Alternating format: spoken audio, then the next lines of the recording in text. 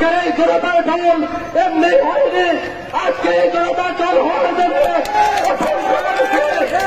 বিনিময়ে, রক্তের বিনিময়ে, মামলার বিনিময়ে, পালিয়ে থাকার বিনিময়ে এই স্বাধীনতার স্বাদ আমরা ভোগ করছি।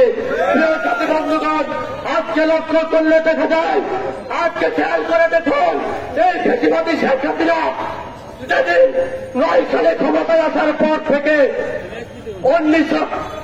2010 থেকে যে মামলা আন্দোলন আমরা শুরু করেছিলাম, সেই আন্দোলনের মধ্য দিয়ে মামলার যে ধারাবাহিকতা শুরু করেছিল এবং এই ধারাবাহিকতার মধ্যে 24 পর্যন্ত এক একটি মানুষের 1200 থেকে 1300 মামলা, 1000 মামলা, 600 মামলা, এমন কোন কর্মী নাই যার নামে মামলা ছিল না। প্রিয় সাথী বন্ধুগণ, আজকে প্রিয় সাথী বন্ধুগণ, আজকে এই ফ্যাসিবাদী পতন করতে গিয়ে দেখেন, আজকে এই যে আমাদের যে সেনা অফিসারদেরকে হত্যা করা হয়েছে, তারপরে কিন্তু আমরা ভেবেছিলাম এই সরকার এই ফ্যাসিবাদের যে কোনো সময় পতন হয়ে যাবে, হয়নি।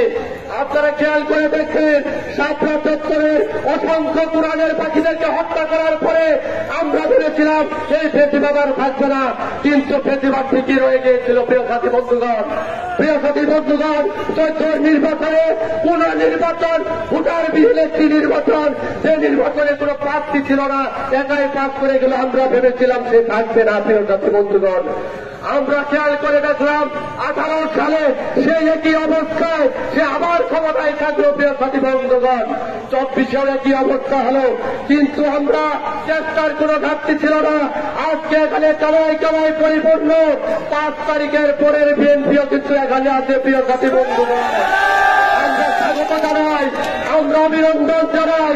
তাদের শিখের প্রতীক নিয়ে যে নমিনেশন পাবে তারপর থেকে কাজ করবেন। প্রিয় সাথী বন্ধুগণ, কিন্তু হুঁশিয়ার করে দিতে চাই, যে যা খুশি তাই করবেন, এখানে বিএনপিকে নিয়ে যা খুশি তাই করবেন, এখানে দলের থেকে নিবেদিত 17 বছরের অত্যাচারিত নেতৃবৃন্দ এটা কিন্তু মেনে নেবে না। সাথী বন্ধুগণ, দলের স্বার্থে যে কোনো সিদ্ধান্ত, ভারপ্রাপ্ত চেয়ারম্যান যে কোনো সিদ্ধান্ত আমরা মেনে নিয়ে মাঠে রয়েছে এবং আগামী দিনে ভোটের অধিকার নিশ্চিত করার জন্য আমরা মাঠে থাকবো, এই আহ্বান রাখছে।